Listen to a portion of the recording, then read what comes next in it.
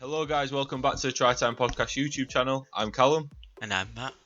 and as you can see by the title, this is the RFL Are Corrupt. But what's new? You already knew that, everyone knew that, but obviously, as you all know, the recent news with all the academy licensing and that sort of thing, this is just going to be our take, our opinions on that, because you know all the details and that sort of thing really.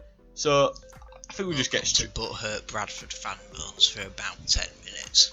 This is not. I'm going to try and keep this away from the obvious with obviously my Bradford ties. I don't want it to become a, oh well, Bradford deserve it, because personally I think they do, and I think a lot of neutral fans as well would agree with that.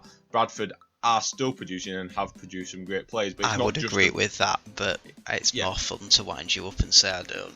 Yeah. It's not just Bradford that, like, to be honest, it's actually more of a problem, because it's not like they're saying, well, Bradford have been in Championship this many years, so realistically, and the whole ground thing and everything, and to be honest, Bradford had the financial trouble, so if you're just singling out Bradford and saying, maybe for a couple of years, we take that away just to see if you can maintain yourself a bit, I would get that, but it's the fact they've taken out, Hull KR, and I mean, this with the academy as well, but aside from the academy, Hull KR as a club are making huge strides, positive strides, with the stadium and everything like that. Fanning, they're a big fan base, Hull KR, and they've produced good players themselves as well, and they're really they've started recently getting that sort of bit of independence away from Hull FC, where they had the City of Hull Academy, where it was kind of Hull FC and Hull KR players kind of played for the same team in the academy. They want to get away from that. Do you think that's what's cost Hull KR?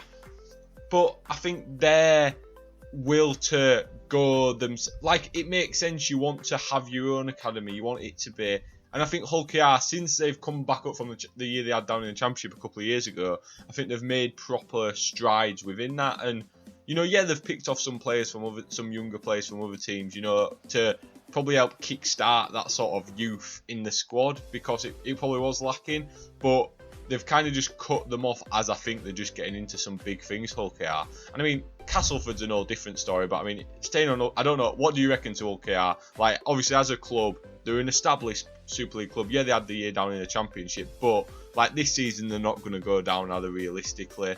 Like, no. For me, they're the sort of club that long term, their position in Super League long term is not threatened, meaning that there shouldn't be a reason why they don't have an elite academy.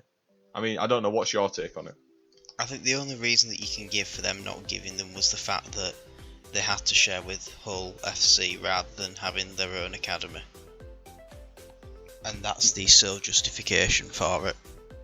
Yeah, like I say, I definitely do get that. But I mean, that's the thing. I think we're going to look at certain teams here. We've said Bradford. We spoke about that briefly. We spoke about Hull KR. The big one realistically is Castleford, just because they are continuously producing top players. They're a top name in Super League realistically. Like, even further up than Hull KR, Castleford realistically aren't going to go down anytime soon unless they have absolute disastrous change of manager at the end of the season. Well, but as a club, they've kind of changed the manager, so as long we'll wait and see how much of a disaster it turns out to be. Yeah, well, true, but really, as a club, they are one of the bigger clubs. Yes, they don't have the biggest, best ground ever, but they are one of the bigger clubs. And for a team like Wakefield to get one and them not, you can't throw the card out for Cass. Well, they've got an outdated ground. Yeah, well, the ground is still better than Wakefield's, so it's nothing. Well, I'm to not do being with that. funny. Does it really matter if you're playing in front of one crumbling stand if you've got training facilities that are elite in the league? That's not what the academy system should be based on. Exactly, but you'd get much better players training 12-year-old Zach Hardacre out of some corrugated sheds and an open weather pitch than you would a 12-year-old that has never picked up a rugby ball in their life with the full Emerald Headingley DW totally wicked stadium facilities available.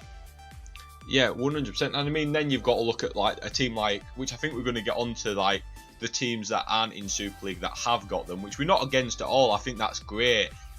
But what I do think is, like, for Castleford, they've maybe not got a load right now who are like starring in Super League, like right now in that Castleford. Well, that's what I was going to actually ask you. Like, who is it that's making you massively swing on Castleford, for example? Because the obvious name is Jake Truman.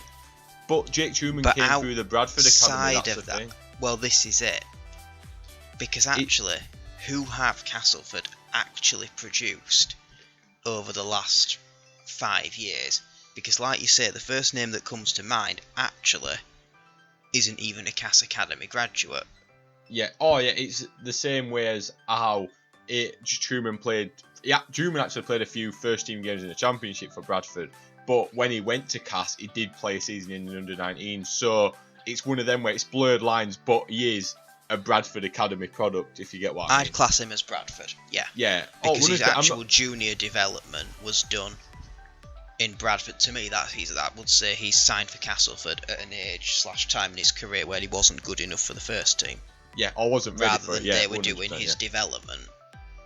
Yeah, 100%. So, I do know what you mean, and I see a lot of Cass fans plugging out names of players, and Cass have got some players, coming into the, a player like, for example, Jax O'Neill getting himself into the squad, probably hindered by the fact Castleford have arguably got the best hooker in the league, or one of the best hookers in the league. One of the hookers in the league who can do 80 minutes in every single Super League game. Let's leave it as one of, for the sake of actually us both agreeing on this.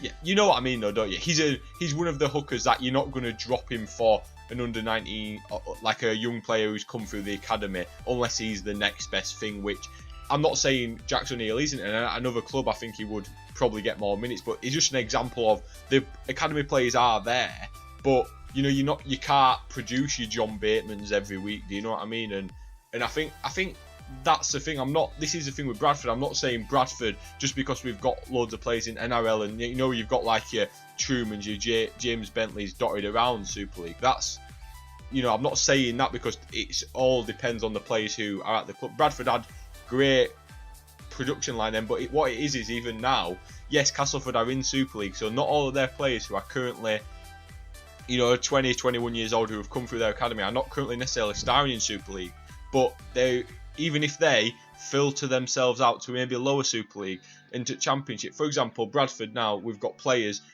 out of the team when we beat London convincingly at the weekend with I think it was 8 or 9 academy products coming through out of the 17, that there still can be, even though you're not going to be elite in Super League, to have an elite academy, you still, surely your aim as the RFL is to make every league better and better and better. So having more teams have elite academies, even if it means that they go to the Championship and are top Championship players and maybe don't end up going to NRL, don't end up being first team Super Jordan League. Lillies, for example, Leeds exactly. Academy graduate, not cut it in Super League, top level Championship. I think we could probably get into a debate all day long about what this should be. But what's this actually going to mean, today and tomorrow on the pitch itself for these clubs that haven't missed out? Where are Bradford, Cass, Kingston going to struggle in a way that Wakefield and Newcastle aren't from being granted the Elite Academy licence at this stage? Well, I think what you're going to get is there's a lot of, obviously Bradford's local to me, local to you as well, realistically out of the two, and you'll know, Wakefield is probably more local, but yeah. But I'm speaking in terms of say Castleford as well, from my obviously kind of sticking it to sort of West Yorkshire sort of part that we're based in, know a lot of the community clubs. There's a lot in Castleford, in Bradford as well. Where do these players go? Yes, in Castleford they might go to Wakefield. Yes, in Featherstone, because they've not a decent track record of producing youngsters, and they're not even in the conversation at this point. Exactly. I was just going to say, even a team like Featherstone should be getting an elite deal. You know what I mean? I feel like to make the strong strides that the RFL needs to be making, and I know there's money involved. I know everyone in the world can't have an elite academy. But it's like Newcastle and London, yes, I absolutely love it. They're producing some great players, great modern expansion teams. How much of this is geographical? Potentially, if definitely. They don't get an elite academy, who else in that vicinity is going to get one? I think, for the record, I think London legitimately deserve it. Yeah, I think both. They are I think Newcastle. Yeah, but new question. If you are a young player in West Yorkshire who's been scouted by a couple of clubs. Let's say your choices are between Wakefield and Bradford, just to throw two clubs out there. Yeah. Do you pick Wakefield because it's got this certificate from the RFL that, let's be honest, is controversial and barely worth the paper it's written on? Or do you pick Bradford, who have the better track record of getting young players into professional rugby contracts, be that whichever division?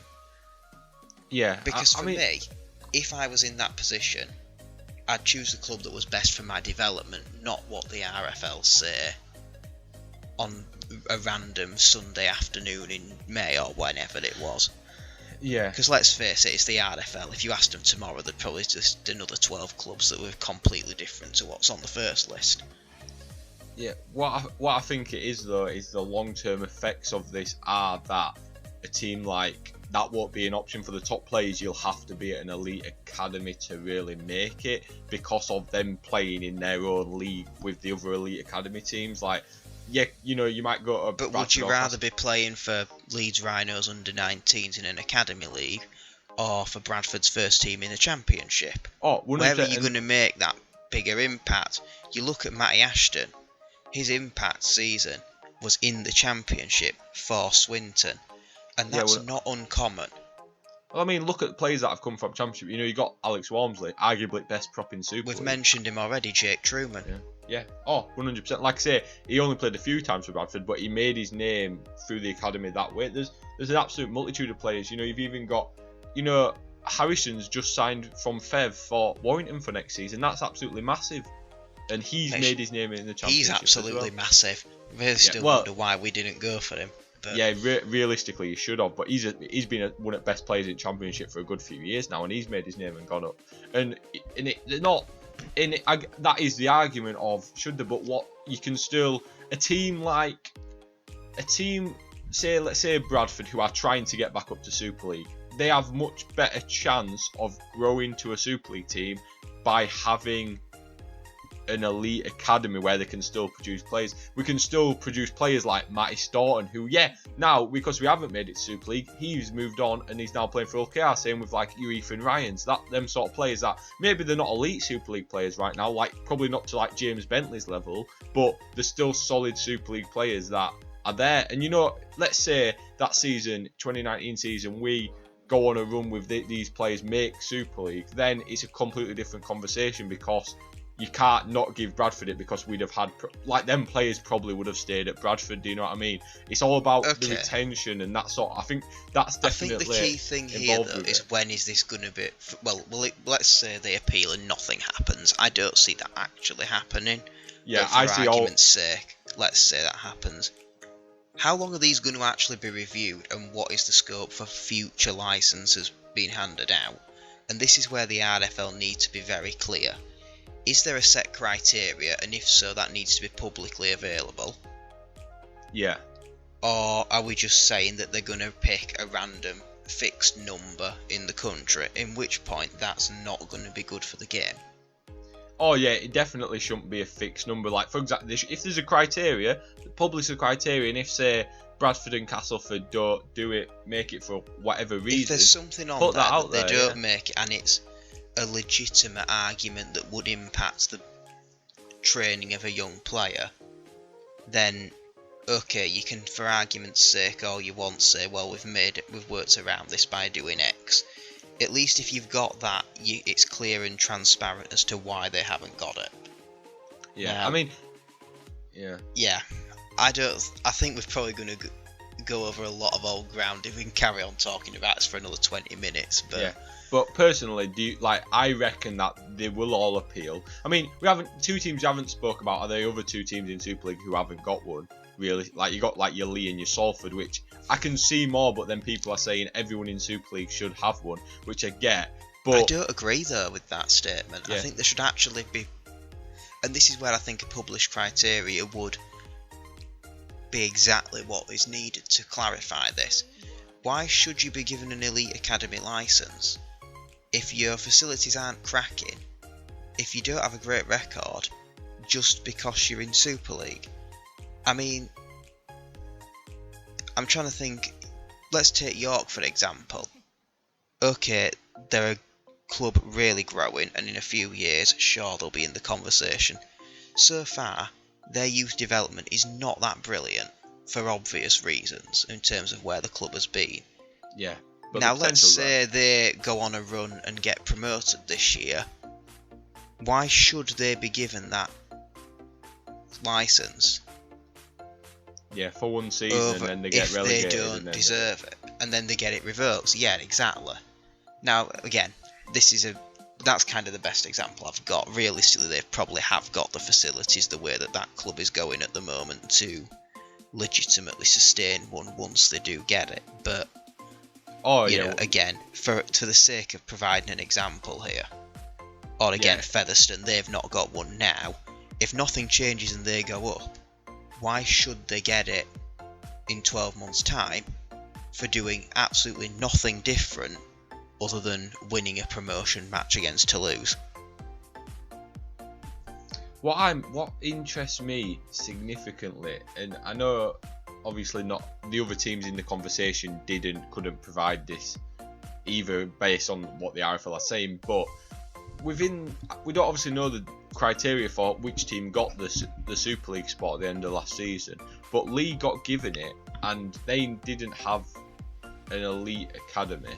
But there is teams which to get an elite academy, you've got to have the correct facilities and this sort of thing. Which, let's be honest here, if they didn't have it then it's right they haven't been given the licence now just because they were selected to go up. No, that is one thing the RFL have done correctly. But what I'm questioning is, what is the difference between the criteria to get to Super League and to get the academy? Because surely, if Lee are not good enough to have this elite academy, and we don't know the criteria obviously, but in a team, let's say I know they didn't, I know London wasn't in the conversation to get up anyway. They wasn't. Well, they kind of were. Yeah, but then exactly why did one of? Do you get what I'm saying? Why? Yeah. Does that, if like the criteria seem like, why have you put a team that you've chose that team to go up, but you've also chosen not to be elite enough to have an elite academy?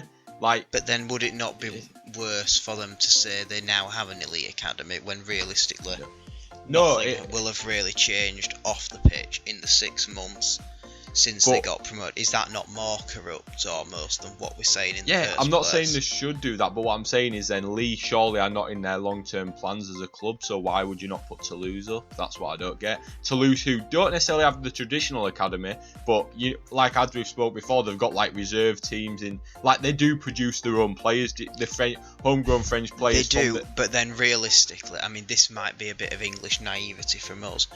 Do we actually know exactly the rugby heritage for a lot of these French players that, let's face it, Toulouse and Catalans have a monopoly over? 100%. Because I don't know. I could not tell you at what academy Tony Gigot first started training, whether it was Catalans from day one, or if he's come from a French championship team, or maybe even a French rugby union academy.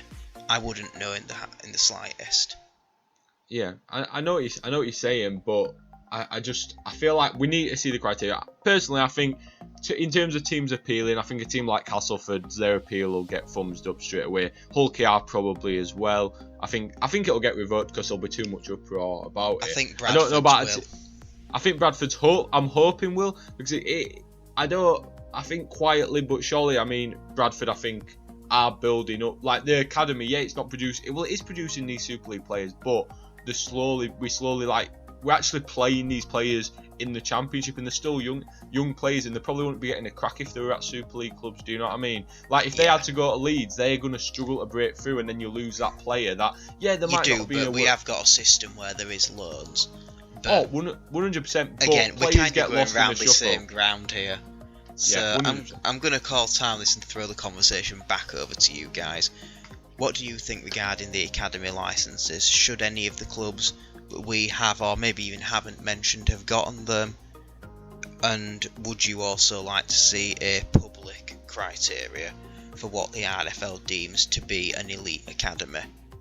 Let us know in the comments, tweet us, whatever. Just make sure you've subscribed, and we will be back next week for another main podcast, so be sure to stick around for that one. And until then, goodbye. Yeah, see you later, guys. Bye.